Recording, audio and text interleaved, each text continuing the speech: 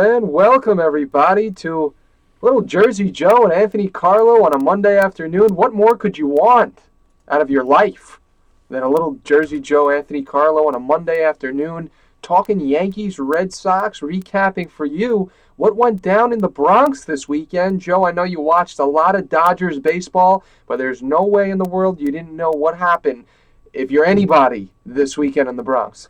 Absolutely, and it's kind of funny because I was talking to some of the baseball guys at WFAS, and I was saying, "What do you think for this weekend?" And they were saying they were kind of optimistic. 2 out of 3. I didn't feel as optimistic as they did. You walk away with the win last night, and it's kind of funny because our boss Mike Demerges was saying this Yankees team looks unwatchable at times, which I definitely agree with.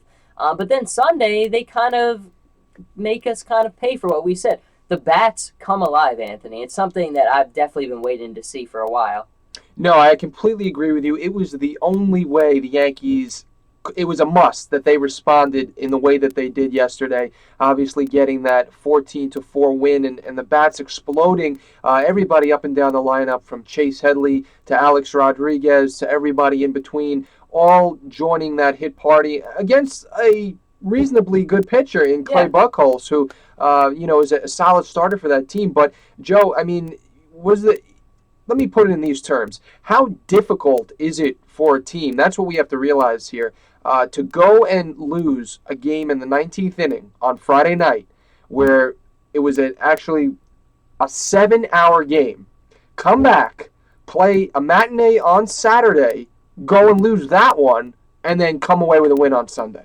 And I think that's got to be the most encouraging sign. Is, I mean, like you said, I mean, that Friday, the 19 innings, just unbelievable. The Dodgers that also went into extra innings, so I had quite a late night watching both these games. But I mean, it's just unbelievable. I mean, but that's baseball. I mean, that you've got to have.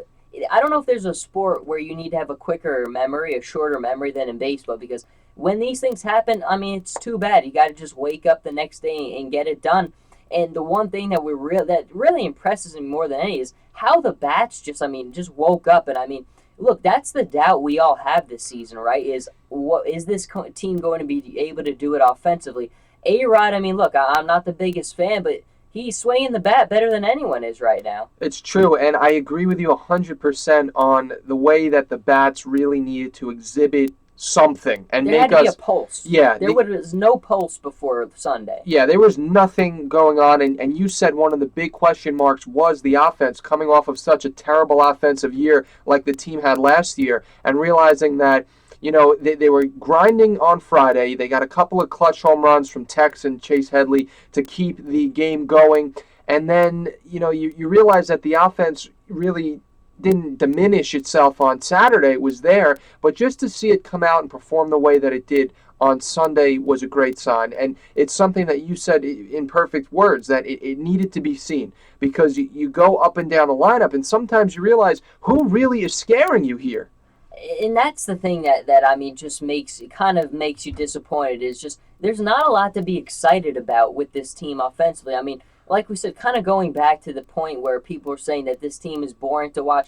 I think at times it really is boring to watch, but I mean, they absolutely needed something like that last night, because you're kind of I fear that, and even for me it's true, that they're really going to continue to lose fans' attention, because in baseball as it is, the game, I mean, look, they put in the pace of play rules. They're trying to do whatever they can to make the pace better. But if you're not giving people a reason to watch, if they're not getting excitement, they're not getting flash from the offense, there's really going to lose their attention even quicker than you already might with baseball. And on Saturday, it really wasn't the ideal way to respond after such a long night on Friday, where they came up empty, because on Saturday, you saw a mix of errors, you saw a mix of, sort of little things here and there that really just showed that the team was breaking down. Now, whether that had to do with the fact that they were up till 2:30 in the morning playing a game the night before, it may have. But when it's all said and done, look, the guys on the other side of the diamond pulled out, and they pulled out the win again. So the fact that the Red Sox were able to minimize their errors and mistakes in enough fashion to beat the Yankees on Saturday, who made many mistakes, it really told a lot about what the AL East may look like this year, and with the Red Sox being at the helm of it all. Absolutely. I mean, look, we've known for years how tough the division is. I mean, it doesn't look like there's any way it's going to slow down. I think Toronto, again, like, we saw last with Toronto, like how good they were the first half of the season. I think they had the best record in baseball for a while, and then they kind of fall apart. But I mean, there's so many deadly offenses. Even the Orioles, you can never go away with. I mean, everybody in this team in this division has the ability to win a lot of games. And at the end of the day, we kind of are more assured on the pitching side for the Yanks, especially after Evaldi. I think Evaldi was the biggest thing we wanted to see is how would he come out. What did you think of his performance on Friday? You know what? I watched Evaldi, and I have to say to myself that even though he came out early on in that game, a little earlier than I expected, I believe he came out. I think after he gave up what three, 4 runs. I think so. Yeah, 3, 4 runs. He came out of the game. I like him. I Me like too. the guy. I think that he's got a very live arm. I think he's got a great breaking ball. He's got a live fastball, and he's young. And I see a lot of potential in this kid. So do I. And that was one of the things I was probably the most excited thing I was to see this weekend was how he looked. And look, we've heard so much about the speed, but I mean, it's the consistency with that speed. The guy doesn't ever really seem to lose his velocity, and it's really impressive because you watch the gun how many times he was getting into 99, 100 consistently. It's very encouraging because I think that's one thing this pitching staff really is going to need is that guy who can give you that velocity. A lot of these guys like the CCs, the Tanakas, their velocity is down there, they're up there in age, maybe they're battling injuries. Having a guy like Evaldi to kind of space things out in the rotation, I really like it. It's one of the things I think is going to benefit them. I agree with you, and I think that it's funny you asked me that question because obviously a lot of people were probably interested in it. But as I was watching him, I was saying to myself, "There's big things for this kid ahead of him." And he came over from a team, in the Marlins that, all right, let's, not sugar. Nothing good ever happens there. Let's not sugarcoat things. Even though they may be evolving as a team now that they locked in Giancarlo Stanton and they're moving in the right direction. Nothing has really been proven to be good over there, like Joe says. But now on a team that maybe has a little bit more of an edge to win and have a winning season here and be somewhere near the top of the division, even though it'll be a stretch for the Yankees. I think Evaldi, he can thrive in a winning environment. Hopefully the Yankees don't go in the other direction, which they've tempted us to think they will be. But I think that he's got so many good tools, and all he needs is a good pitching coach and somebody to tighten him up, and he'll fly. We agreed on that point. I just really enjoyed watching him pitch, and it's that velocity thing. It's the excitement thing in baseball. Is when you have guys like that in baseball who just may give you a reason to watch. For a Yankees team that really needs to give us as many reasons to watch as possible, that's just another one.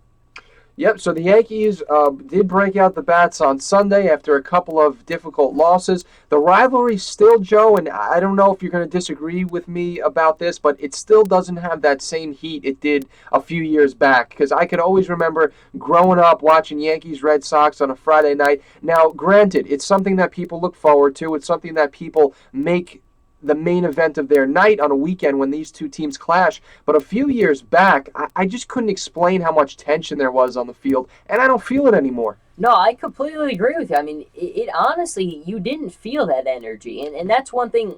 I mean, I always remember the same like you did. I mean, when the Yankees and the Red Sox were playing, the Red Sox fans in the school and you and your side with the Yankees fans would all be so riled up. You just don't get that right now. I think a part of it is just that excitement level is just not there. I think a lot of us have realistic expectations. We kind of understand this roster kind of blurs that line between mediocre and average. I just don't think any of us really can expect that this team is really going to be a legitimate playoff contender. And certainly that takes a lot away from it. But I think just overall, that excitement just isn't there right now. I agree with the fact that you're saying both of these teams. It's funny how when the tension was at its high point, they were both really good. Yeah. And even though the Red Sox are probably going to have a better year this year, I really don't have any doubts that they'll win the division. I think that they will be up there at the top. But when you look at it, they were in last place last year. The Yankees, obviously, another year missing the postseason. It definitely takes some luster away from it. And when you have players coming and going and more frequently switching alliances from one rival to the other, like so many have over the years, they're all friends at this point. And to be honest with you, I'm much rather watching the years when the Bronx was burning back in the late 70s, and the Yankees and Red Sox and Greg Nettles and Carlton Fisk, they all went at it, bench clearing brawls. Even go back a few years ago, back to 2004, the A-Rod Varitek fights and all that. There was much more tension, much more bad blood. I'm definitely a fan more of that than everybody just being huggy and kissy and having a good time. No, you're 100% right. And some fans kind of like when their rival is terrible, but I mean, I think fans are so misguided about that. When your rival is good and you're good, that's when you're at your best. When the Celtics are good and the Lakers are good, there's nothing better. No. When the Yankees are good and the Red Sox are good, everybody wins, and one of them is down. We're seeing it now. It doesn't mean the same. And that's the one thing, no matter how much I hate the Red Sox, I always said one thing. There's not one other team I want to see facing the Yankees in the championship series to determine who goes to the World Series, or vice versa, whatever it may be, the ALDS. But even though it gets scary and you say to yourself, yeah, but you're a step away then from letting your rival go on to have a shot at another World Series, I say, you know what, some of the best games I've ever seen were played in those games. Agreed 100%. I mean, it's different. I mean, that's really all you need to say is it's a different vibe. It's a different feel. There's really no one else who can replicate that. It's built on something. It's got a foundation, and it's just unmatched, really. No one else can match us or replicate this duo, Jersey Joe Archino and Anthony Carlo. You're catching up with us for a little afternoon action recapping the Yankees-Red Sox rivalry weekend. We thank you for tuning in, and you'll see us next time.